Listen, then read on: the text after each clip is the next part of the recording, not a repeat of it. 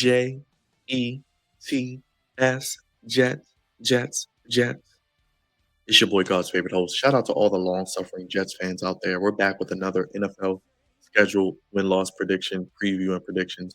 Here on the Flex Zone. If you're new here, make sure you subscribe, sack that subscribe button, blitz that bell, tackle that thumbs up, and let us know what you're looking forward to seeing. And as always, comment down below your prediction for the team, record, games you look forward to, breakout players, storylines we should be paying attention to. I love the hire of Aaron Glenn, the former Jet, hopefully Ambassador Woody Johnson. Yes, Woody Johnson is his name. We'll give him time. I think this is a rebuild, but I don't think they're 4 or 5 years away. I think in the NFL, like any other sport, you can turn things around in 1 year. It's going to come down to, can Justin Fields be that guy at quarterback? You got Garrett Wilson, you got Sauce Gardner, you got Brees Hall. You draft Armand Limbu. You get Mason Taylor, the son of the great Jason Taylor, the Hall of Famer from the Jets. AFC East, great. Arian Smith from Georgia, I like that pick. Malachi Moore, the safety out of Alabama. I love that pick. They got a lot of guys who embody their head coach. I think they did a really, really good job. Of course, Quentin Williams, one of the more underrated, dependable, best defensive players, defensive linemen in the league. I think they have a lot of pieces. Jermaine Johnson, they could be in a lot of games, and that is going to be the key. If the quarterback play is where it needs to be, they'll win more games than they lose. But in a division that's not as tough as you might think, with just the Bills, really, they be second place? Is that too much to ask? Let me know. Comment down below. Let's get into the schedule and let's break it down. Like I said, I love what they did in the draft. They got some good pieces to embody their head coach. Hopefully, they get time. And they play Pittsburgh week one. I think they win that game because I think Justin Fields playing his former team who have the game of his life. Aaron Rodgers could be returning to New York. I think they'll get after it. This could be a low scoring, ugly game. I'm going with them to start 1-0. Then they play Buffalo the next week. I think they lose that. But then their next two at Tampa and Miami, the Florida two step, they win one of those two, so they split. I have them at 2-2 hitting back home for a week 5 matchup against Dallas, then they will be 2-3. They do play Denver overseas. I think they will. I'll say they win one of those. I'll say they get to 3-3. Then they play Carolina. They lose that. I say 3-4. Then add Cincinnati 3-5. So I have them at 3-5 after 8 heading into the bye week. I think they beat Cleveland 4-5. I think they lose to New England because they always do 4-6. Lose to the Ravens 4-7. Can they beat Atlanta? I'll say 5-7. Can they beat Miami or do they lose to Miami? I'll say they lose that 5-8. Do they beat Jacksonville and New Orleans? They should win those 2 games. So what is that? 6-8. I think the Patriots. I think you know what? I think they beat. I'll say 7-8. They got 7 wins right there. They beat the Patriots once at home, 7-8, and then at Buffalo, which could be a Week 18. Now that could be interesting because Buffalo could not be playing for anything, or they could be playing for the number 1 seed. So it's intriguing to see how that game will go. I'm gonna say Buffalo wins for now because we don't know how that game's gonna go. Like I said, that could be for Buffalo playing for the number 1 seed, or the difference between them getting a bye or not. So I'm gonna say 7 wins for the Jets. I'm gonna say 7-10.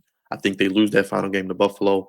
7-10, but don't be surprised if they somehow muster up 8 wins, 8-9. I don't think they're going to be in that 9-10 range yet. I don't know if Justin Fields is going to give them that much of a boost, but I do think 7 wins is feasible. 7-10, putting them maybe not maybe second in the division, but maybe right there at third in the division. I don't know who is the second best team in the AFC East.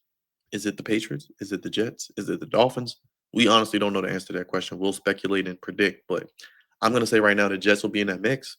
7-10 is realistic. I think 7 wins is about what we expect from the Jets, right? 7-10. I think that's what I'm going with. I'm going with 7-10 for the Jets. I think they are just, like I said, maybe a year away from really being competitive, especially in a winnable division. I think if they can figure out maybe their quarterback situation, if Justin Fields is the guy, he could be. I don't know, but Garrett Wilson, they got a lot of pieces that are there. Now, the question for them is moving forward, who are they going to pay? Because they're going to have to pay Garrett Wilson. They're going to pay Sauce Gardner. They're going to have to pay some of these young studs that they have. Brees Hall, what do they do with him? There were rumors they could try to trade him. But I don't think Aaron Glenn wants to trade an all-world running back who he can give the ball to 20 times, who he can throw it to another 7 or 8 times. I think the Jets, like I said, under Aaron Glenn will show improvement, but I have them at 7-10, and I'm curious to see, like I said, how this roster comes. Now, would it surprise me if they win 8 games? No. Hell, they may even maybe squeak 9, but I don't see 9 wins per se. I'm more in that 7 to 8 range. That's why I said I'll give them a 7-10 record.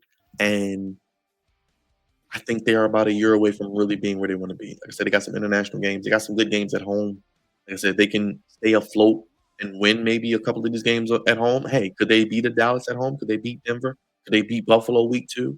And maybe that 7 wins turn to 9 wins? It could. But I'm gonna take 7 and 10 for the Jets. Don't beat me up, Jets fans. I think you guys might right now might take 7 and 10 and you know what I mean, be able to be in conversation to try to go get a quarterback in the draft next year. We'll see. We'll see because they need a young guy they can build around. They have the pieces, now they need a quarterback, and I think that guy is not on the roster. Now, could that be Drew Allen next year? Could that be, I don't know, one of the quarterbacks in 2026 that are gonna be available? But if you win 7 games, then that puts you maybe on the brink of the top 10. So, do you have to maybe move up?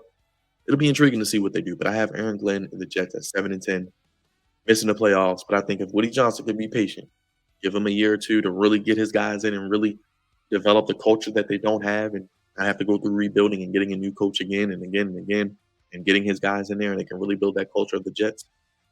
I think in about 2 years, this could be a team that could be flirting with playoff potential. So sign off down below, Jets fans. Let me know your thoughts on the Jets schedule this season. I have them at 7 and 10. We're doing it for all 32 franchises. We're just getting started, and we ain't stopping no time soon. So strip sack that subscribe button, hit stick, and tackle that thumbs up. Blitz that bell. We appreciate you being here, guys. And let me know what team you want to see next. Comment down below your prediction and anything you want to know in the comment section. I got the Jets at 7 and 10. We'll see you on the next edition as we make our way through the NFL schedule right here on the Flex Zone Podcast.